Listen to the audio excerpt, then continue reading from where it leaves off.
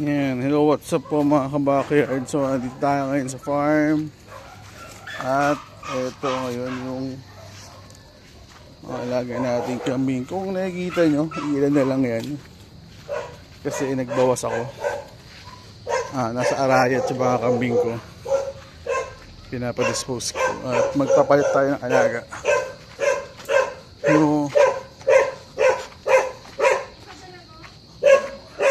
Pinasabay na. Nagbayad na lang ng luggage para isang biyahe. So, check din natin kung ano yung nasa farm natin ngayon. So, ayan. Kunti na lang yung mga alaga ko. Ito nga, kakatayo na nga yung patiliin.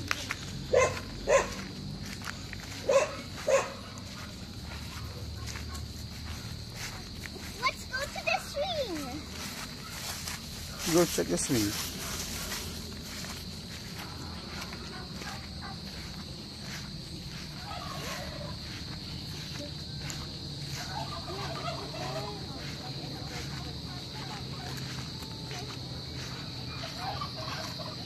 Mga pabo.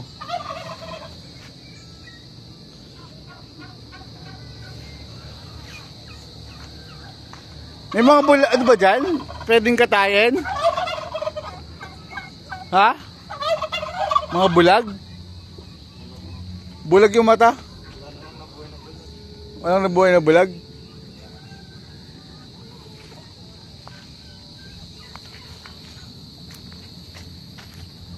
What are you doing?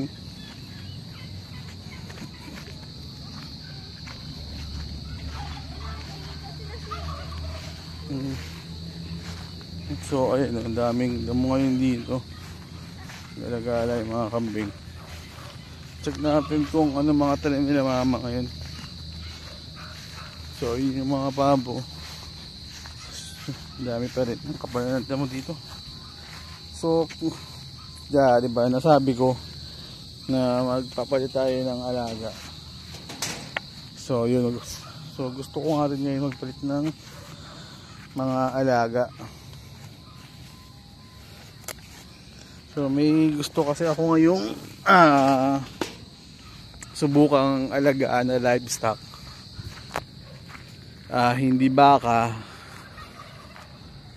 tupa naman. So tupa. Bakit tupa? So yun yung gusto kong subukan ngayon, mag-alaga ng tupa. So kasi kung ano, nakita niyo naman yung struggle ng pag-aalaga namin ng kambing this past vlogs natin. So kaya medyo hindi rin ako masyadong nakapag video kasi ayun nga, yung mga kambing ko dinidispose ko na pa konti-konti. So ngayon ay ayan, wala rin masyadong tanim. So ang sabi nga ni Thea, hirap nga daw makabuhay ngayon ng mga tanim. So yan, wala mga talong din, patay na rin. So saging lang, saka papaya. Mukhang may sakit pa yung papaya. Red lady yan eh. Oo, na nangyari sa mga papaya. Baba ko yung papaya na yan. Kasi nakita nila na yung hinihiwa, ayan, tuloy. Ewan ko tuloy kung ano nangyari dyan sa mga papaya. Napanood nila yung sa ano, sa ibang bansa. Yung ginaya nila, okay, mali naman siguro yung technique. So kaya nagkaganyan. So ito lang yung mga medyo ano namin ngayon dito sa aming farm. So wala pa kaming masyadong tanim. Tag-ulan, mahirap makabuhay daw ng mga tanim. So yun lang. Salamat sa mga nasusubaybay at sa naghahanap ng updates natin. Sige, yun lang. Salamat.